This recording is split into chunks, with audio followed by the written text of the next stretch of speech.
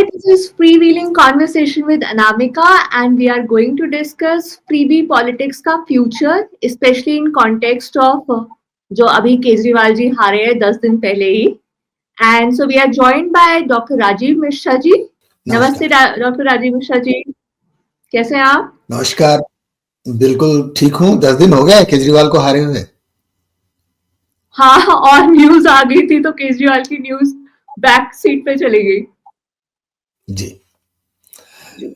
हाँ जी, तो मेरा ये है कि 3 टाइम कंसेक्यूटिवली जीतने के बाद एंड फ्रीबीज का जो उन्होंने कल्चर शुरू किया उसके बाद ऐसा लग रहा था कि जो लोग वोट देने जाते हैं वो फ्रीबीज के बेनिफिशियरी हैं, तो वो एक इनडिफीटेबल फोर्स बन चुके हैं, उनका आना ऑलमोस्ट पक्का है.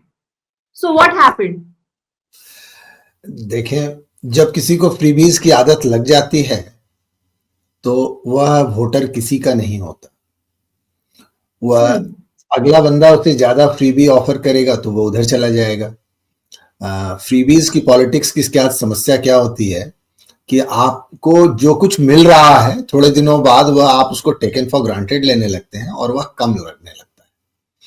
तो इस बार जहां तक दिल्ली की पॉलिटिक्स को मैंने फॉलो किया, भाजपा ने भी उसी अनुपात में बढ़ चढ़कर फ्रीबीज प्रॉमिस किए हैं। अब कितना डिलीवर कर पाते हैं वह अलग बात है। तो फ्रीबीज ने के ग्राउंड पर दोनों पार्टियां बराबर हो गई। तब बाकी चीजें देखनी थी, और जो पहले से रहता है एक तो उसे एंटी इनकम्बेंसी का सामना करना पड़ता है। दूसरी बात है, एक छोटा ही सही एक भ्रमित वोटर वर्ग है केजरीवाल के पास, जो यह मानकर बैठा था कि केजरीवाल पॉलिटिक्स बदलने आए हैं, अच्छी पॉलिटिक्स करने आए हैं, पढ़े लिखे व्यक्ति हैं, ईमानदार हैं, ईमानदारी के प्लेटफॉर्म पर आए हैं। तो 10 वर्षों में ईमानदारी के का जो उनका प्लेटफॉर्म था वह तो उसमें घुन लग गया, वह बिल्कुल ढह गया है। केजरीवाल अब प्रिटेंड भी नहीं करते ईमानदारी की, उन्होंने अपना प्रिटेंशन भी छोड़ दिया है। तो एक छोटा सा वर्ग जो शुरू शुरू में केजरीवाल को ईमानदार समझता था वह भी उनसे दूर हुआ है, और एक जरा बदल कर देखते हैं वाली आदत तो होती ही है। तो एंटी इनकम्बेंसी रही है, फ्रीबीज के ग्राउंड पर आपने उन्हें मैच कर लिया है। और तीसरी बात यह है कि इस बार भाजपा ने इस चुनाव को सीरियसली लिया। इस बार भाजपा ने इस चुनाव को लोकल लीडरशिप पर नहीं छोड़ा, और क्योंकि पिछले 5 वर्षों में दिल्ली में की पॉलिटिक्स सिर्फ लोकल मुद्दों पर नहीं लड़ी गई। नहीं तो हम पहले मान के चलते थे कि दिल्ली का चुनाव जो है मूलतः नगर निगम का चुनाव है। सड़क कैसी होगी, पानी मिलेगा कि नहीं, बिजली आएगी कि नहीं के मुद्दे पर दिल्ली का चुनाव लड़ा जाता था। लेकिन भीतर भीतर आप देखें तो उससे अधिक हुआ है। दिल्ली में डोनाल्ड ट्रंप के आने पर जिस तरह से दंगे हुए थे, और सुन के तो लगता है जैसे बहुत समय बीत गया, पर एक ही प्रेसिडेंशियल टर्म बीता है इस बीच।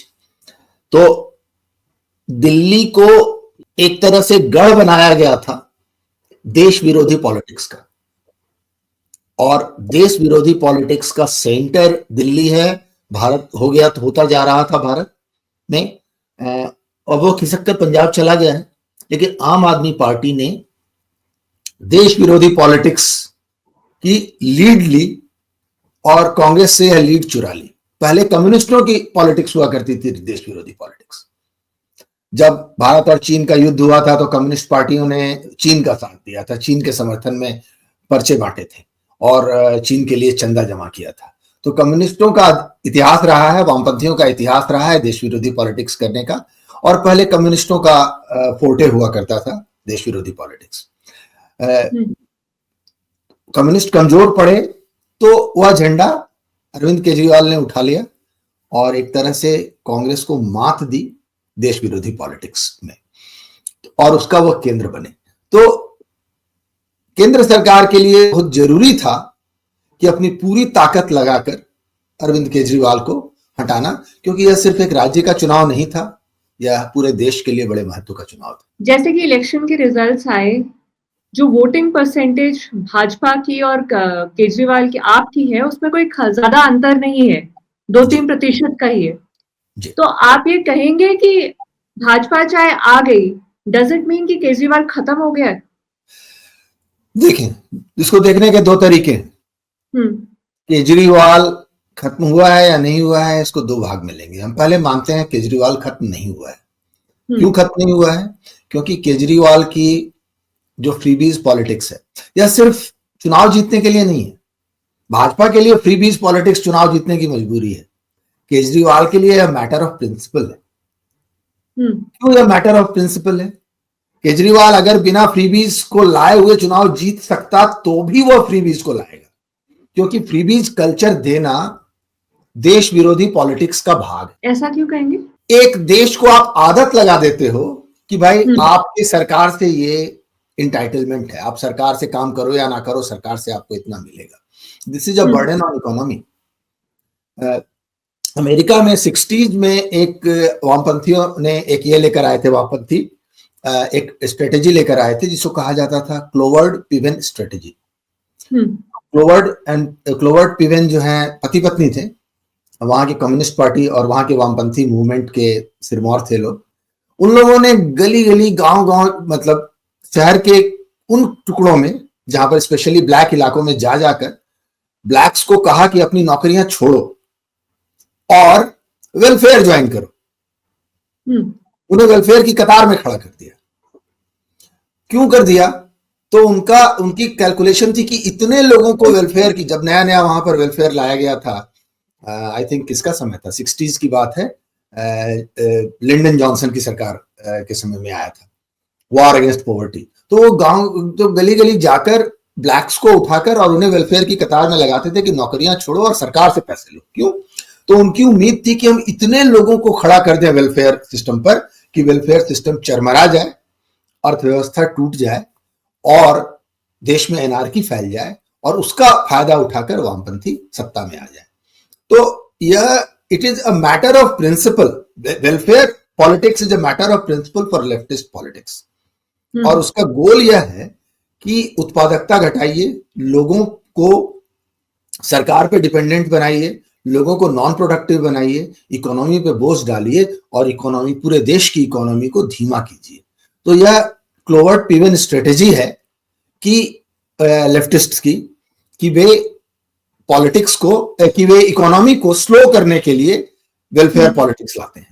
वे सिर्फ वेलफेयर पॉलिटिक्स में सिर्फ चुनाव जीतने के लिए नहीं लाते। वे चुनाव, अदरवाइज भी अगर वे चुनाव जीत जाएंगे तो वे वेलफेयर पॉलिटिक्स को लाएंगे। और उसका जो उनकी तरफ से जो पॉजिटिव आर्गुमेंट है वो यह है कि वेलफेयर इकोनॉमी जो है वो गरीबों से, अमीरों से लेकर गरीबों में बांटती है, तो यह इकोनॉमिक डिस्पेरिटी को कम करती है। केजरीवाल यही लॉजिक देता था। केजरीवाल का लॉजिक क्या है कि वह इकोनॉमिक डिस्पेरिटी को कम करने के लिए करते हैं, हम असमानता को दूर करने के लिए करते हैं, tax the rich and give to the poor. तो यह जो रॉबिनहुड पॉलिटिक्स है, इसकी नीयत यह है कि इकोनॉमी पे इतना बोझ लाद दिया जाए कि इकोनॉमी चरमरा जाए। और उसका नतीजा हुआ कि आज भाजपा भी सत्ता में आएगी तो इस वेलफेयर पॉलिटिक्स की एक बार पब्लिक को आपने आदत लगा दी है, यह नशा की तरह से, यह जैसे ड्रग्स की आदत लगाते हैं वैसे वे पब्लिक को वेलफेयर की आदत लगाते हैं। क्योंकि वेलफेयर पर जब पब्लिक आएगी तो वो स्टेट पर डिपेंडेंट हो जाए। यह स्लेवरी का एक नया तरीका है। स्लेवरी के दो तरीके हैं, या तो आप फोर्स से उसको स्लेव बनाओ या उसको अपने ऊपर डिपेंडेंट बनाकर स्लेव बनाओ। तो कंपेटिटिव वेलफेयरिज्म ही हुआ एक तरह से। तो उन्होंने वेलफेयरिज्म इंट्रोड्यूस कर दिया। अब आप उसको चेज कर रहे हैं, क्योंकि आप जैसे उससे पीछे हटेंगे वो वापस सत्ता में आ जाएंगे और वे और जोर शोर से इसको लागू करेंगे। तो whenever, even when they are in opposition, they maintain this pressure of welfareism on government, and the purpose, the logic, the argument is to bring about equality and reduce disparity. The intention is to slow down economy and make people dependent on state so that people have no choice. But जिन लोगों को आपने एक बार state पर dependent बना दिया, मैं किसी को भी नहीं जानता हूं जो एक बार स्टेट पर डिपेंडेंट हुआ और उसके बाद वह स्टेट से हेल्प लेने के बाद वो अपने पैरों पर वापस खड़ा हुआ एंड बिकेम प्रॉस्परस। पूरे वर्ल्ड में जब आप किसी से पूछेंगे तो सिर्फ एक एग्जांपल मिलता है, जेके रॉलिंग। अच्छा। कुछ दिनों के लिए वो सिंगल मदर थी, तो कुछ दिनों के लिए वे वेलफेयर पर। अभी हम इस वेलफेयरिज्म के सर्कल में परपेचुअली फंस चुके हैं। अभी जिस भी पार्टी को सत्ता में आना होगा उसको और वो करना पड़ेगा कि हम ये देंगे वो देंगे। हाँ, तो अभी इससे कोई निकलने का तरीका है या हम इसमें फंस चुके हैं? इससे निकलने का तरीका आइडियोलॉजिकल है, एजुकेशनल है, और इकोनॉमी की स्पीड को, इकोनॉमिक ग्रोथ को इतना बढ़ा दीजिए, इतना बढ़ा दीजिए। मान लिया कि आप उसको घटा नहीं सकते, आपने वहीं पर फ्रीज कर दिया, लेकिन आप इकोनॉमिक ग्रोथ को इतना बढ़ा दीजिए कि लोगों को वेलफेयर पर जाने में फायदा दिखाई ना दे। They should see the difference. If the difference is minimal, अब मान लें कि आपकी इनकम मान लें 20,000 रुपए, बिना काम किए आपको 20,000 रुपए मिलते हैं, और काम करने से आपको 25,000 मिलते हैं। आप काम करेंगे या बिना काम के बैठे? लेकिन अगर आपको 1 लाख रुपए मिलने लगे तो आप काम करेंगे। एग्जैक्टली। तो इफ यू, हमें एक कंपटीशन है वेलफेयरिज्म, इतना बड़ा इंसेंटिव क्रिएट करना फॉर सिंगल सरकार in single tenure is difficult. Yes. Now, that is the goal. In one single tenure, you have to create such a huge incentive for working that the incentive of not working is totally overshadowed and is no more attractive. यही एक तरीका है। दूसरा तरीका है education में, जो यह बात बच्चों को बताई गई है कि जो गंदी इकोनॉमिक्स बताई गई है, मैं कहता हूं इकोनॉमिक्स नहीं बताई गई है, जो बेसिक इकोनॉमिक्स का बिल्कुल उल्टा बताया गया है कि जो रिच है वह इसलिए रिच है क्योंकि उसने पुअर को एक्सप्लॉइट किया है। जो बच्चों के दिमाग में यह बात जो बैठी हुई है, इसको चैलेंज करने की जरूरत है एजुकेशन के लेवल पर, और इसके लिए इकोनॉमिक्स की पढ़ाई को रिवॉल्यूशनराइज करने की जरूरत है। इकोनॉमिक्स की पढ़ाई को जो में जिस तरह से वामपंथी पैट है, जिस तरह से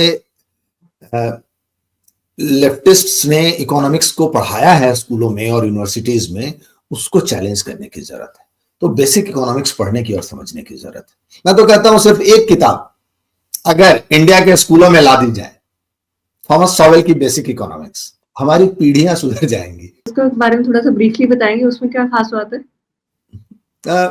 एक खास बात यह है कि मैं ब्रीफली बता नहीं पाऊंगा, क्योंकि अगर मैं बेसिक इकोनॉमिक्स और थॉमस सॉवेल पर बात करने लगा तो वह अपने आप में एक एपिसोड होगा। तो आप ऐसा करें कि एक अलग एपिसोड आप रखें, और मैं खुशी खुशी, क्योंकि मेरे बच्चे कहते हैं कि पापा से बात करो तो हर 5 मिनट बाद वो खिसक कर थॉमस सॉवेल पर आ जाता है। तो थॉमस सॉवेल के बारे में ब्रीफली बताना मेरे लिए पर्सनली थोड़ा कठिन काम है, लेकिन मूल बात यह है कि वेल्थ जो है क्रिएट होता है, ना कि डिस्ट्रीब्यूट होता है। लोग सोचते हैं there is a fix amount of wealth and if someone has become rich because he has taken from the poor, लेकिन 100 साल पहले आप जाएं, all this was not there. 100 साल पहले मोटर कारें नहीं थी तो नहीं थी, द वर्ल्ड वाज पुअर, ठीक है। बिजली नहीं थी हमारे यहाँ तो नहीं थी, वी वर पुअर। घर नहीं थे तो नहीं थे, ये सब बने हैं। हमारी एक पीढ़ी के अंदर इतना वेल्थ जनरेट हुआ है, हमारे आंख के आगे हमें दिखाई देता है। ये जितनी बड़ी कंपनियां हैं, अंबानी अडानी की कंपनियां हैं, ये नहीं थी। तो all this wealth was just not there. It is not that कि वो उन्होंने किसी से लेकर हुए रिच हुए, या दुनिया के सेंस में देखें तो जितने बिलियनर्स हैं, वो जितनी कंपनियों के मालिक हैं, उनमें से कोई भी कंपनी 50 साल से ज्यादा पुरानी नहीं है। चाहे एप्पल हो, चाहे माइक्रोसॉफ्ट हो, चाहे टेस्ला हो, अमेजन हो, कोई 50 साल से अधिक पुरानी कंपनी नहीं है। 50 में मैंने ज्यादा कह दिया, बिल्कुल लिबरल होकर। तो जो वेल्थ था ही नहीं, वह उन्होंने किससे ले लिया? This wealth is created. So the idea of a fix pie syndrome, उनको लगता है size of the pie is fix and the question is its distribution. So वामपंथियों की बुद्धि में संपत्ति सीमित है और उसका बंटवारा इशू है। हमें अगली जनरेशन को जब जिसे वो यह पाठ पढ़ाते हैं समझाना होगा, संपत्तियां सीमित नहीं है। दुनिया में यह वेल्थ नहीं हुआ करता था और कुछ लोगों ने क्रिएट किया तो अब यह वेल्थ आया। So the question is creation not distribution. Distribution and artificial distribution from outside is killing the wealth, killing the process. The whole process of wealth creation includes distribution according to individual people's contribution to the process of creation of wealth. चाहे labour के form में, चाहे investment के form में, चाहे interest के form में। तो I will not like to go in detail about economics, because फिर हम इकोनॉमिक्स पर बात करते रह जाएंगे। हाँ जी, अभी जैसे केजरीवाल की हम रिकग्निशन ऐसे करते हैं कि फ्रीबी पॉलिटिक्स से और माइनॉरिटी अपीजमेंट से, लेकिन वो खुद बोलते हैं कि उन्होंने सिर्फ इसी चीज पर नहीं, उन्होंने डेवलपमेंट पे भी फोकस किया, उन्होंने स्कूल्स की कंडीशन अच्छी की, उन्हें मोहल्ला क्लिनिक्स किए, और मतलब ऐसा होता था कि मतलब कुछ स्कूल्स की पिक्चर्स आ जाएंगी और फिर इतनी पावरफुल मीडिया की मशीनरी है उसे बैकअप करने के लिए कि केजरीवाल ने एजुकेशन और हेल्थ में ट्रांसफॉर्मेशन ला दिया। अभी मैंने उनके काफी सारे इंटरव्यूज जस्ट बिफोर इलेक्शन देखे, तो अभी जब कोई पूछता है और वो बोल रहे हैं नहीं हमने ट्रांसफॉर्मेशन ला दिया, न्यूज है, ये है, वो है, तो अभी कोई पॉडकास्टर जो है स्टेटिस्टिक्स लेके तो बैठेगा नहीं। अभी उस चीज को कैसे काट सकते हैं? न्यूज ने उस चीज को सपोर्ट किया, वो कह रहे हैं, तो हवा जो है, परसेप्शन इस तरह की बिल्डअप हो जाती है। तो हमें काटने की क्या जरूरत है? पब्लिक ने तो काट दिया। जो उनके कंज्यूमर हैं, जो उनका कंज्यूमर बेस है, जहां पर आपके एजुकेशन और आपके हेल्थ के बेनिफिशियरी हुए होते, उन लोगों ने तो एक्सेप्ट नहीं किया, तो आपका क्लेम चला गया, आपका क्लेम इनवैलिड है, मुझे उसे काटने की कोई जरूरत ही नहीं। मैं यहाँ पर वोटिंग डिफरेंस बहुत ही कम है, 2-3% के वोटिंग डिफरेंस पे इतना खुश भी नहीं होना चाहिए। हाँ, मैं आता हूँ उस वोटिंग डिफरेंस की बात पर, मैं आता हूँ। हाँ। पर मैं ये कहूंगा कि केजरीवाल के साथ इतना बड़ा मीडिया खड़ा है, कैसे खड़ा? एक आदमी जो 10 साल पहले, 12 साल पहले कुछ भी नहीं था, सडनली वह पूरे देश की मीडिया को कंट्रोल करने लगा। How? Kejriwal came to politics as a freelancer, right? And how many people realise that कि केजरीवाल का पॉलिटिकल कलर क्या है? डू यू रिमेंबर 2014, 13, 12 का समय याद है आपको? हाँ। तो वेरी इम्प्रेस्ड बाय केजरीवाल और नॉट? ऑफ कोर्स शुरू में इम्प्रेस थे, और जब हम उसको देखते थे तो जो पेरेंट्स और अंकल आंटी थे वो जेपी मूवमेंट की याद करते थे कि ऐसी मूवमेंट आती है फिर फिजल आउट हो जाती है, बट तब समझ नहीं आया था, आज कोरिलेशन हो रहा है। जिनके पास पॉलिटिकल अंडरस्टैंडिंग है वे प्रेडिक्ट करते होंगे कि ये किधर जाएगा। मैं इस बात में प्राइड लेता हूं कि मैं एक दिन के लिए भी भ्रम में नहीं पड़ा, एक दिन के लिए भी मुझे कोई भ्रम नहीं हुआ कि केजरीवाल कौन है, एकदम नहीं। मुझे केजरीवाल का पॉलिटिकल कलर दूर से दिखाई दिया। Not many people realized, and not many people realize even now, that Kejriwal is a leftist. They don't see his political color, and that is his success. That he managed to project himself as a man of development and common man's politics and all. तो लोग politics को इतना नहीं समझते कि छोटे छोटे clues से समझ सकें कि केजरीवाल का पॉलिटिकल कलर क्या है। तो आया था तो उसने पॉलिटिक्स शुरू की थी भारत माता का चित्र वित्र लगा के, और जब 3-4 दिनों बाद जब भारत माता का चित्र हटाया, जब भारत माता का चित्र लगा था, तो लोग सोच रहे थे ये संघ का कार्यक्रम है एंड ऑल दैट। मुझे कोई डाउट नहीं था, मैंने डे 1 से डे 0 से कहा कि यह आदमी लेफ्टिस्ट है। मेट्रो में ट्रैवल करके शपथ लेने आया था वो, मुझे याद है। ये नहीं, वो उसके भी पहले जब मूवमेंट शुरू हुआ था तो मैंने कहा था ये किधर जाएगा। मैंने कई पोस्ट लिखे थे फेसबुक पर, तब मुझे फेसबुक पर उतने लोग पढ़ते नहीं थे, और लेकिन मैंने अपने घर में बातचीत में कहा था। तो मेरे बड़े भाई जो थे केजरीवाल से प्रभावित हुए, और वे बहुत सोशली बहुत एक्टिव व्यक्ति हैं, बहुत प्रभावित हुए, और इतना प्रभावित हुए कि वे इंडिया अगेंस्ट करप्शन का के लिए चंदा जमा करना और प्रचार करना सब कुछ शुरू किया उन्होंने। तो मैंने कहा कि देखिए ये क्या करेगा, इसकी चिंता क्या है? इसकी पहली चिंता है कि अगर कांग्रेस इस तरह करप्शन करती रही तब तो भाजपा आ जाएगी। तो भाजपा को आने से रोकने के लिए जरूरी है कि कांग्रेस के विरोध का क्रेडिट भाजपा को ना मिले, मैं ले जाऊं, जिससे कि एंटी कांग्रेस वोट्स जो हैं सफिशिएंट संख्या में काटे जाएं। तो मैंने कहा केजरीवाल का उद्देश्य दिल्ली तक सीमित नहीं है, केजरीवाल का उद्देश्य है 2014 के एमपी इलेक्शन में भाजपा को आने से रोकना। इसलिए केजरीवाल दिल्ली की पॉलिटिक्स तक सीमित नहीं रहने वाला। मैंने अपने भाई को यह बात कही, वो मुझसे नाराज हो गया, तुम्हें तो हर चीज में दिखाई देता है, पता नहीं हर चीज में तुमको कैसे लगता है कि केजरीवाल लेफ्टिस्ट है। एक तरफ कहते हो कि केजरीवाल अमेरिका का एजेंट है, दूसरी तरफ कहते हो केजरीवाल लेफ्टिस्ट है। अगर वो रशिया का एजेंट होता तब ना वो लेफ्टिस्ट होता। तो उन दिनों भारत में वामपंथ की समझ की यह हालत थी कि लोग वामपंथ का अर्थ रशिया समझते थे और अमेरिका का अर्थ दक्षिण पंथ समझते थे। They used to see that as monolithic. और मैंने अपनी किताब विशाला वामपंथ जब लिखी तो लिखने का मूल उद्देश्य जो था, यह कन्वर्सेशन था बड़े भाई से। मैंने कहा कि मैं आपको क्या बताऊं कि अमेरिका में लेफ्टिस्ट हैं और हैं नहीं। अमेरिका के लेफ्टिस्ट वहां की सिस्टम है, वहां का मेन स्ट्रीम है, और दुनिया भर का लेफ्टिस्ट मूवमेंट वहीं से संचालित होता है। पागल जैसी बात करते हो, हम तो आज तक जानते हैं कि रशिया से संचालित होता है, तुम कहते हो अमेरिका से संचालित होता है। तो फिर मैंने विशाला वामपंथ पुस्तक के लिए रिसर्च शुरू किया कि उसको कंपाइल कैसे करें, और लिखी। मैंने कहा ये तो बहुत बड़ा कंफ्यूजन है कि लोगों को इतनी फंडामेंटल बात नहीं पता। तो अभी जैसे यूएस फंडिंग के वो आ रहे हैं, इन्फ्लुएंसिंग वोटर टर्नआउट, तो आप अभी तो यूएस एड का जो इश्यू आया है उसके बहुत पहले मैंने कहा कि केजरीवाल लेफ्टिस्ट है और अमेरिका से फंडेड है। मेरे भाई ने कहा कि यह तो कंट्राडिक्शन है, अगर लेफ्टिस्ट है तो अमेरिका से फंडेड क्यों होगा। मैं तो मुझे हंसी आई, बोलने वाला अब मैं आपको कैसे बताऊं कि लेफ्टिस्ट वामपंथ का की जो गंगोत्री है वो अमेरिका में, यूएस से निकलता है वामपंथ। बहुत पहले 91 में सोवियत रूस के टूटने के बाद से वामपंथ का डेरा डंडा उठ के अमेरिका शिफ्ट हो गया है। फायदा उसको यही हुआ है कि now people in America do not see leftist as enemies, because Russia रहा नहीं।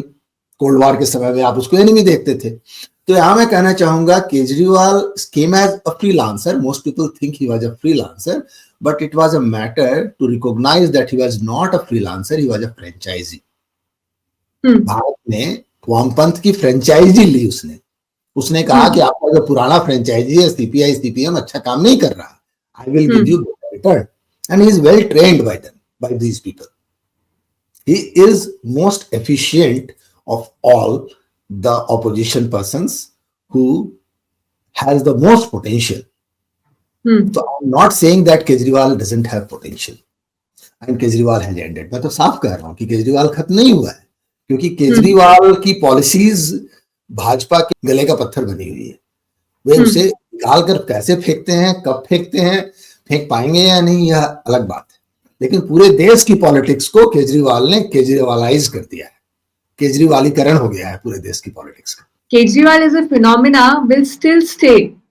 Kejriwal is not a local phenomena, Kejriwal is a global phenomena. In Ukraine there is a Kejriwal called Zelensky. In Canada there is a Kejriwal.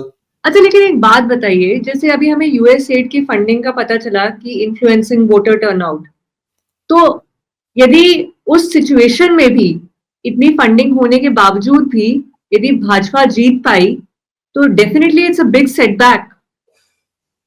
It is not a big setback. It is a success. It is success for Bhajpa. It is success for Bhajpa. But I will say that it is not a huge setback to them, because आप सोचें कि इतनी खराब सरकार चलाने के बाद, jail जाने के बाद, करप्शन चार्जेस होने के बाद, ईमानदारी के जिस प्लेटफॉर्म पर आप खड़े थे उस प्लेटफॉर्म के चरमरा जाने के बाद, सब कुछ के बाद, दिल्ली, आप दिल्ली में रहते हो, मैं तो नहीं रहता, दिल्ली की लाइफ जीने के बाद भी केजरीवाल 43% वोट लेकर आया. That is a setback. And that is the result because he is so fully supported by the Western leftist. They placed his faith in him. Right.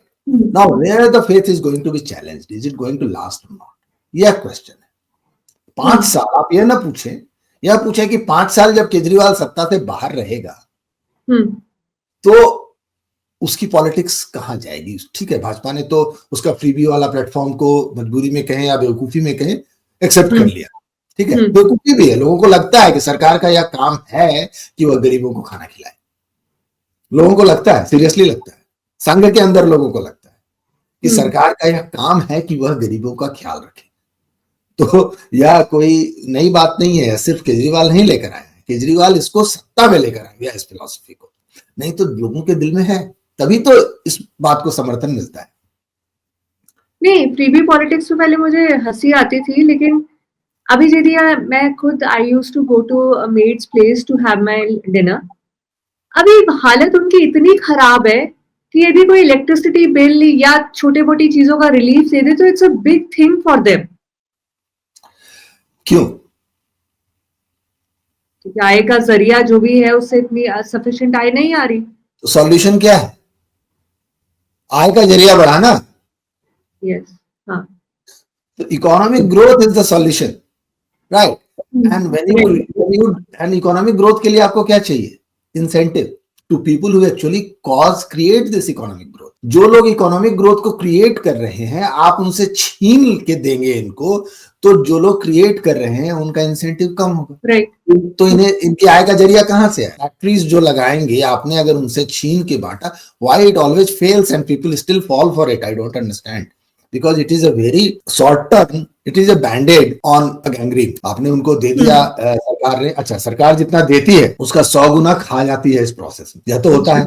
सरकार के हाथ में, कहते हैं, एक रशियन प्रोवर्ब है जो कहता है कि सरकार के हाथ में आप सहारा का रेगिस्तान दे दो, वहां रेत की कमी हो जाएगी। थॉमस सॉवेल ने कोट किया है, एक रशियन प्रोवर्ब है। तो सरकार के हाथ में तो बॉटमलेस पिट है और थोड़ा बहुत छिटक कर आता है, इन लोगों को मिलता है, लेकिन basically welfarism is an excuse for the system to feed itself, not to feed the poor. Poor को मिलता है, लेकिन पुअर को जो मिलता है वो, अच्छा आप यह कहें कि पुअर को अगर हम एफिशिएंट बना दे सिस्टम को, जो मोदी जी ने किया, सिस्टम को एफिशिएंट बना दिया कि पुअर को ज्यादा मिले, even that is not desirable, because आप इकोनॉमिक चेन को तोड़ रहे हैं।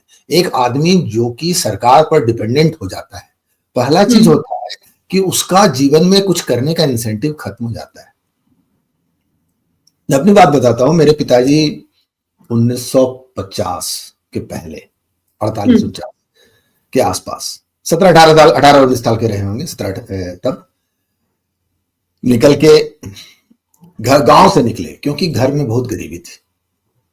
ठीक है, मतलब घर में इतनी गरीबी थी कि अगर वहां रहे होते तो खाने पीने की कमी थी। तो घर से निकले और उसके बाद उन्होंने बाहर रहे, काम किया, पढ़ाई की, डिग्री ली, नौकरी की, ठीक है, और बाहर निकल आए। और बाहर निकल आए तो फिर वो उन्हें नौकरी मिली, तो उन्होंने हमें पढ़ाया लिखाया। उनके लिए पढ़ाई सबसे इंपॉर्टेंट चीज थी, कि मतलब हम लोगों की पढ़ाई उनके लिए जीवन का सबसे बड़ा गोल था। सारी जिंदगी चप्पल में चले, कभी उनके जीवन में उन्होंने एक जूता नहीं पहना। उनका ओनली पेयर ऑफ शूज मैंने अपनी नौकरी के बाद उनको खरीद के दिया था, उसको उन्होंने कभी नहीं पहना। उसको कभी नहीं पहना? कभी नहीं पहना। एक बार एक शादी में पहने, फिर नहीं पहने, अनकंफर्टेबल थे। उन्होंने जिंदगी में जूता पहना ही नहीं था, उनके पास जूते कभी भी नहीं हुआ करते थे। Never owned a pair of shoes by himself. ठीक है, साइकिल से चले, उनके पास कोई मोटराइज्ड व्हीकल कभी नहीं थी। ठीक है, और अपने 5 बच्चों को पढ़ाया लिखाया और उसमें से 2 को डॉक्टर बनाया, सबको वेल सेटल्ड किया। मैं सोचता हूं अगर मनरेगा आज से 50 साल पहले, 70 साल, बहुत पुरानी बात होगी, 70 साल पुरानी बात होगी, मैं 1950-75 साल पुराने, मेरे पिताजी को मरे हुए भी 5 साल हो गए। तो अगर उस वक्त मनरेगा रहा होता तो हम लोग गांव में पड़े होते और उसी स्थिति में होते।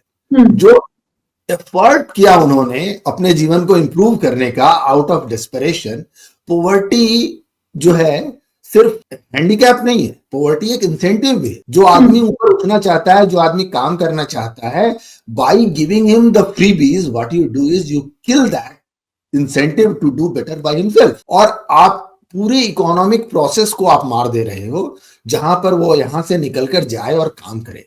तो अगर पूरे देश में समाजवाद नहीं रहा होता, अगर 1948 में जब हम आजाद हुए होते और we would have accepted capitalist policy, तो जॉब्स की कमी नहीं होती, इंडस्ट्रीज की कमी नहीं होती।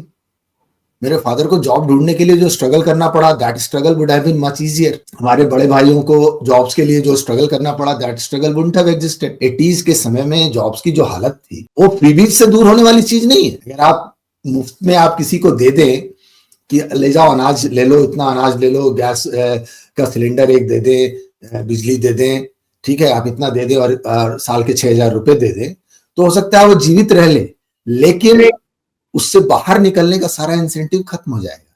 तो what you really need is the economic development to take those people out. और जो फ्रीबी पॉलिटिक्स है, this kills exactly that. The economic incentive of working harder is taken away both from the rich and from the poor. तो अभी जैसे BJP आई है, आपको इस economics से रिक्लेम करने के लिए, कोई भी स्टेट, दिल्ली स्टेट को रिक्लेम करने के लिए आपने और फ्रीबीज दी, बट इसका परमानेंट सोल्यूशन क्या होगा to take the state out of that? Kejriwal पहली बार ऑपोजिशन में बैठ रहे हैं, कुछ ना कुछ चलता रहेगा और ये कॉम्पिटिटिव फ्रीबीज के चक्कर में हम फॉरएवर पड़े रहेंगे अनलेस कोई नकेल नहीं कसी जाती। तो इसका सॉल्यूशन मुझे पहले तो मैंने कहा कि इसका सॉल्यूशन इकोनॉमिक ग्रोथ है और इतना हाँ रैपिड इकोनॉमिक ग्रोथ है कि लोगों को फर्क दिखाई दे। राइट दूसरी एक बात है जो केजरीवाल की अपनी लिमिटेशन, केजरीवाल क्या 5 साल अपोजिशन में रहना सरवाइव कर सकते? लेफ्टिस्ट पॉलिटिक्स जो होती है ना, वो अपोजिशन में बहुत थ्राइव करती है। Opposition, being in opposition suits leftist politics the best. आपको कुछ नहीं करना, आपको सिर्फ सरकार पे आरोप लगाना है और लोगों में असंतोष पैदा। तो जब लेफ्टिस्ट पॉलिटिक्स के लोग अपोजिशन में रहते हैं, that is the time when they create a committed cadreship that knows how to be loyal to the ideology and how to be loyal to the party. Kejriwal की पार्टी जिस दिन से बनी है सत्ता में, it has not gone through that process. तो केजरीवाल की जो पार्टी है, it has never gone through that process of ideological consolidation. He is leftist, but his supporters, his cadres are not. They are not ideologically leftist. They are the beneficiary of his welfare politics, and the cadre is beneficiary of कि आपने किसी को इधर काम पे लगा दिया, किसी को 15,000 रुपए दे दिए, किसी को यहाँ ठेका दे दिया, किसी को मोहल्ला क्लिनिक दे दिया। So he has created a cadre of beneficiaries. तो जब आप सत्ता में होते हैं तो आप बेनिफिशियरीज के भरोसे चलते, लेकिन जब आप विपक्ष में होते हैं तो आपको आइडियोलॉजिकली कमिटेड कैडर चाहिए होता है, क्योंकि बेनिफिशियरीज को खिलाने पिलाने भर का रास्ता आपका बंद हो चुका हो। वह रास्ता वामपंथ खुला रखता। कैसे? यूएस एड से। यूएस एड जैसी जो एजेंसीज है ना, वो चैरिटीज जो है, आप खूब खुश होकर लोग चैरिटीज को दान देते हैं कि हम चैरिटी को देके अच्छा कर रहे हैं। बेसिकली चैरिटीज जो है ऐसी बेनिफिशियरीज को पालने का जरिया है। तो भारत में एनजीओ पर लगाम लगी, अमेरिका में डोनाल्ड ट्रंप ने इनकी जड़ खोद दी और एलोन मस्क इनकी कुंडली खंगाल रहा है, तो उधर से आने का रास्ता बंद हो गया और सत्ता से आप हट गए। तो बेनिफिशियरी को आप 5 साल खिलाएंगे नहीं तो 5 साल तक वो आपके साथ बैठा रहेगा। तो केजरीवाल है sitting at 43% because he was in power and he had something to give to his beneficiaries, and his beneficiary had this expectation कि ये वापस आएगा। लेकिन 5 साल तक तो आप रोज दाना डालते हो तो रोज चिड़िया आती है। आप घर का दरवाजा बंद करके चले जाओगे तो चिड़िया कितनी दिन आपके आते में आके, आपके बरामदे में आके बैठेगी? वो दूसरे के बरामदे में जाकर बैठेगी जहां दाना उसको दिखाई देगा। तो जो फ्रीबी कैडर है ना, वह 5 साल विपक्ष में रहना बर्दाश्त नहीं कर सकते। तो Kejriwal is not that big a threat. Kejriwal can be neutralised. The biggest problem with Kejriwal is that, you know what is the greatest strength of Kejriwal? Right, he is, मैंने कहा, he is a global phenomenon. Bharat के पास एक केजरीवाल है, Ukraine के पास एक केजरीवाल है, उसका नाम जेलेंस्की है, कनाडा के पास एक केजरीवाल है, उसका नाम ट्रूडू है, पाकिस्तान के पास एक केजरीवाल है, उसका नाम इमरान खान है, इंग्लैंड के पास एक केजरीवाल है, उसका नाम मर है। ये लोग, they are non persons, they are not individuals, they are employees of the leftist state. तो ठीक है, तो एम्प्लॉयमेंट, यह एम्प्लॉयमेंट, इस एम्प्लॉयमेंट के लिए केजरीवाल भारत में सबसे उपयुक्त क्यों है पता है? क्यों? ही is the person who cares least about the country. एक किताब है रिचर्ड पाइप्स की, रशियन रिवॉल्यूशन पर, पतली सी किताब है। तो उसमें ही है the 3 whys of Russian revolution. तो उसमें उसने रशियन रिवॉल्यूशन के 3 क्वेश्चंस डिस्कस किए हैं। उसमें से एक पॉइंट उसने कहा है, why Lenin succeeded? Because he was the one person who cared the least for Russia. Everyone else cared. So because he did not care about the country, he had no problem promising anything to anyone. उसको किसी को कुछ भी बोलने में कुछ नहीं जाता था, because उसको किसी चीज की कोई परवाह नहीं थी लेनिन को। और इस मामले में Kejriwal is as efficient as Lenin. Kejriwal के समर्थक इसको तारीफ के तौर पे ले सकते हैं। मैं इसको ऐसे लेता हूं कि मेरे लिए एक हिस्टोरिकल पर्सपेक्टिव है कि लेनिन अपने जमाने का केजरीवाल। उसके हाथ में बंदूक आ गई तो वो सक्सेसफुल हो गया, केजरीवाल के हाथ में बंदूक नहीं आई, वो सक्सेसफुल नहीं हुआ। केजरीवाल के हाथ में आप बंदूक दे दो, वो लेनिन हो जाए। लेनिन होने के लिए और कुछ नहीं चाहिए, उस लेवल का कमीनापन चाहिए। और care about your country, He doesn't care about his own image. He doesn't care about being called out a liar, right? उन्हें झूठा पकड़े जाने की शर्म नहीं है। His biggest strength is he doesn't care about how much harm he can do to the country. The more harm he does, the more successful, the more desirable he is for his employers. उनके employers को क्या चाहिए? एक ऐसा आदमी जो किसी भी हद तक जाने को तैयार हो। केजरीवाल वो आदमी है। He is a criminal. He is not just a political fraud. उसे अभी दिल्ली में दंगे हुए, कितने लोग मारे, ऑफिशियली कुछ लोग मारे क्या पता नहीं, कितने लोग मारे गए, कोई फर्क नहीं पड़ता। वह मजे में दंगे करा सकता है, वह पूरे देश में गृह युद्ध करा सकता है। वह पेट्रोल छिड़क कर माचिस मारने की जो बात राहुल गांधी कहता है, करना कैसे है वो केजरीवाल को पता है। राहुल गांधी को दूसरों से इंस्ट्रक्शन लेना पड़ता है कि अब कहां पेट्रोल छिड़के, अब कहां माचिस मारे। राहुल गांधी को जॉर्ज सोरोस से जाके पूछना पड़ता है। Kejriwal is well trained by George Soros. उसे खुद पता है कि कहाँ पेट्रोल छिड़कनी है और कहाँ माचिस मारनी है, और वह सबसे एफिशिएंटली इस काम को कर सकता है। तो डीप स्टेट के लिए बेस्ट कैंडिडेट इंडिया में आज भी केजरीवाल, यह चिंता की बात। और इसको इस लेवल पर डील किए जाने की जरूरत है कि how can be neutralise him forever as an individual, as an ideology he is going to stay because he does not represent a person. As an ideology he is going to stay क्योंकि वो politics का eternal conflict है. But as an individual he is very dangerous because he does not give a damn about anything. So he should be neutralized as an individual. As an ideology तो आपको ये लड़ाई लड़नी पड़ेगी, लड़ते रहनी पड़ेगी, एजुकेशनल स्तर पर, एजुकेशनल लेवल पर, आइडियोलॉजिकल लेवल पर, पॉलिटिकल लेवल पर। लेकिन as an individual he should be neutralised by the government कि भाई ब्रिंग हिम टू बुक्स, उसके सारे काले कारनामों, उसके सारे पापों का चिट्ठा खोलो और उसको वहां पहुंचाओ जहां वह बिलोंग करता है। एंड सरकार के पास ये गोल्डन अपॉर्चुनिटी है, स्पेशली इन द कॉन्टेक्स्ट की यूएसएड को क्लैम्प डाउन हो रहा है उस पर। दिक्कत क्या है ना कि हम कॉम्प्लेसेंट हो जाएंगे and we will think that Kejriwal खत्म हो गया and we will not bother to take it to its logical conclusion. सरकार का रिकॉर्ड बहुत अच्छा नहीं है बुरे लोगों को पनिश कर, तो यह समस्या है। लेकिन एज ए आइडियोलॉजिकली केजरीवाल कभी खत्म नहीं होगा। As a political entity Kejriwal the person can be neutralised and it is still important to neutralise him because he is the most ruthless, he is the most efficient and he is the most cunning of them. तो एक sad note भी और एक realist note भी है। जी, एक realist note है। Kejriwal had is always an evergreen topic. Kejriwal is always, I will say, he is the most interesting phenomena of Indian politics. I read your post on the psychoanalysis of Kejriwal.